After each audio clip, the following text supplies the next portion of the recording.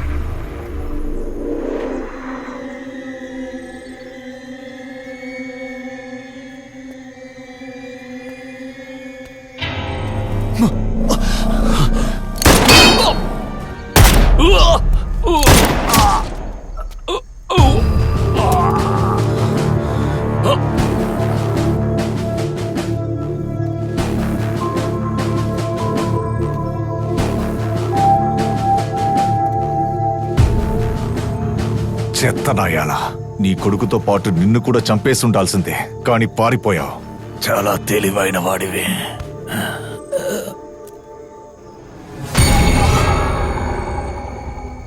నేను ఆ శేఖర్ గురించి నీతో చెప్పింది మొత్తం నిజమే, కానీ ఒక చిన్న చేంజ్. ఈ డబ్బు చేరుకోపోయేది ప్రజలకి కాదు, నా యొక్క పర్సనల్ అకౌంట్కి.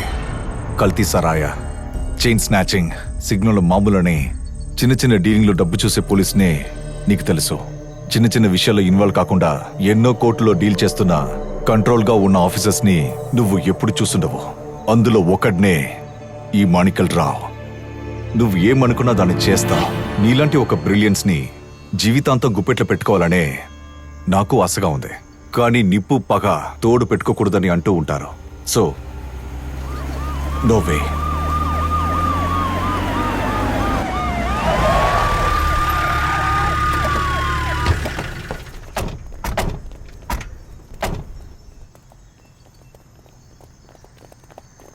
సార్, నేనే మీకు కాల్ చేద్దాం అనుకున్నాను, కానీ మీరే వచ్చేసారు. అక్యూస్ ని అరెస్ట్ చేసి అమౌంట్ ని క్యాప్చర్ చేశాను సార్. నా నమ్మకాన్ని చెడగొట్టావురా నువ్వు.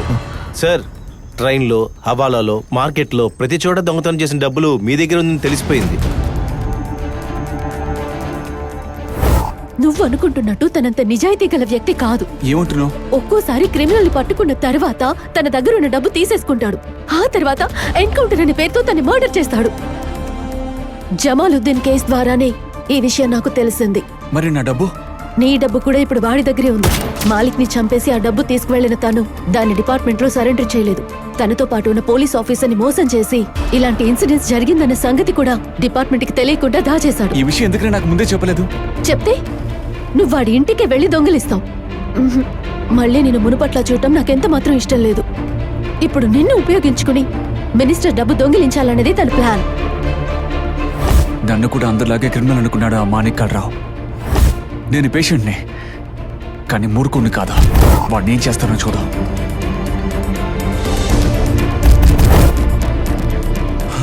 మా ప్రాణాలు కావాలా, 500 కోట్లు కావాలా? ఒక డీల్ చేసుకుందాం. నేను చెప్పే చోటుకు వస్తే ఆ డబ్బు నీకు దొరుకుతుంది. అది తీసుకొని మమ్మల్ని వదిలేసే. నీకు దొరికేది 500 కోట్లు మాత్రమే కాదు, నీ కొడుకుని కిరాతకంగా చంపిన ఆ మాణిక్యాల్ రావు కూడా ఒంటరిగా దొరుకుతాడు. ఆలోచించిన నిర్ణయం తీసుకో.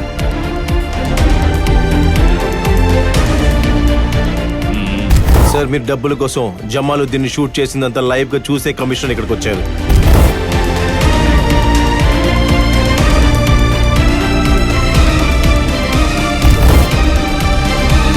సార్, మన మైసూరు డివిజన్ లో కనపడకుండా పోయిన డబ్బు ఇదే సార్. మాణిక్యాల్ రావు చెప్పిన చోటుకి నేను మొత్తం డబ్బుని బండిలో తీసుకొస్తాను. ఆ బండిలో ఆర్బీఐ దగ్గర నుంచి తెచ్చిన డబ్బుని మీరు కలిపేయండి. దాన్ని ఆధారంగా చూపి వాడిని మనం బాగా ఎరికించే అవకాశం ఉంది. ఇరుక్కున్నాడు సార్. అనుమానం లేదు సార్, ఇది మా మైసూర్ డివిజన్ లో ప్రింట్ అయిన డబ్బే సార్. ఏయ్, నీ మీద ఎంత నమ్మకం పెట్టుకున్నాను. నా నమ్మకాన్ని చెడగొట్టావురా నువ్వు. ప్రజల నుంచి మంచి పేరు రావాలని మన డిపార్ట్మెంట్ ఆల్రెడీ ఎంతో కష్టపడుతోంది. ఈ విషయం గనక బయటకు తెలిస్తే పోలీసులు పిక్ పాకెటింగ్ కేసు కూడా హ్యాండిల్ చేయలేరని అనుకుంటారు.